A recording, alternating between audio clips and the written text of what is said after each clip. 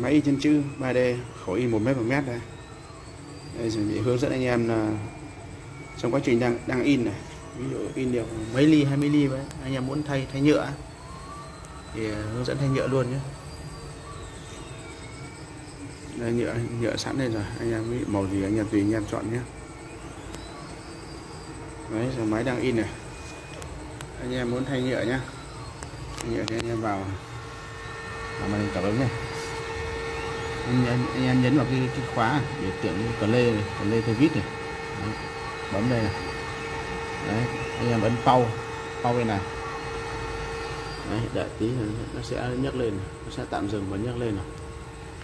Đấy, đầu in nó sẽ tạm dừng và nhấc lên này. Đấy, thì trời, nếu như anh em nào cái ý thì dưới này đấy thì anh em lót tờ giấy với đây để cho cái đầu nhựa thừa này nó đỡ dây xuống đây này. Đấy, nhựa thừa này anh em phải lót giấy hoặc là đấy để cho nó đỡ chảy vào cái đường in này. Nhưng mà ấy anh em còn lấy nó hết mà. Đấy, rồi anh em bây giờ đấy thì cái bản trước thì mình hướng dẫn là ở đây ấn ở đây, nhưng mà đến khi kinh nghiệm nhiều rồi thì anh em đỡ tay vào cái sắt này nhá, đừng có chạm vào cái đầu nhôm được rồi. Đỡ tay vào sắt này, anh em nhấn bóp nó xuống, nhớ đừng đẩy vị trí khác nhé, đẩy vị trí khác là sẽ bị ấy nhá. Đấy, anh em bóp xuống và anh em cầm tay anh em rút cái nhựa lên thôi. Mình đang quay một tay nên mình sẽ lấy tay mình rút cái sợi nhựa lên, nhưng mà tay đỡ đây và bóp cái xuống, bóp này xuống rồi tay rút này lên, rút nhựa lên. Đấy, mình đã rút ra rồi nha. Rồi mình lấy cái nhựa khác, bây giờ thay nhựa trắng đi. Thì trước khi thay nhựa thì anh em phải nắn cái đoạn này, đoạn đầu thẳng lên nhá, đừng để cong là nó không xuống được cái họng dẫn nhựa đâu. Và cái đầu này, đầu ấy này thì anh em phải cắt đi nhá, nên nét một chút. Đây, cái đầu nhựa này anh em cho nó đấy, đầu nhựa anh em cắt đi lấy cái dao hay lấy cái anh em cắt nó nhọn cái đầu đi. Rồi cắt đầu đi nha.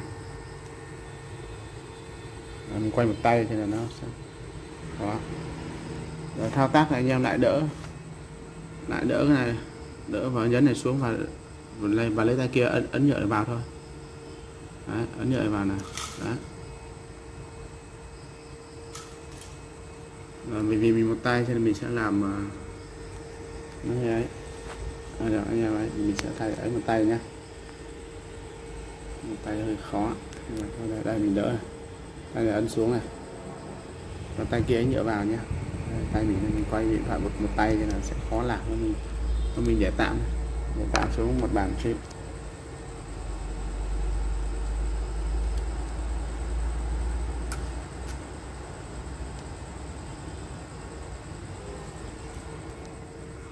Rồi. Đấy, khi tay mình ấn này xuống và tay kia mình nhấn xuống, thì khi nào mà các bạn nhấn mà cái nhựa đầu in này nó phải phòi ra một chút này nhá. Đấy, phòi ra một chút này thì coi như là nhựa đã vào đường dẫn đấy rồi. Ta lấy cái nhựa này ra. Đấy, lấy nhựa thừa này ra. Lấy nhựa thừa ra. Rồi, đấy, xong rồi ta quay màn hình thôi, quay lại màn hình. Ta nhấn nút màu của nãy đây, nhấn tiếp, nhấn phát là nó chạy. Đấy, đầu in ta sẽ tiếp tục đẩy xuống và chạy. Đấy. Đấy là thay nhựa trong quá trình đang in. Trong khi đang thay nhựa. Thế còn bây giờ ở cái tốc độ này mình đã chạy là ok rồi đấy, nhưng mà anh em nào có thể tùy theo từng file mà mình xử lý. Ví dụ file mà chữ nó to á thì mình có thể cho tốc độ chạy nhanh hơn xíu cũng được.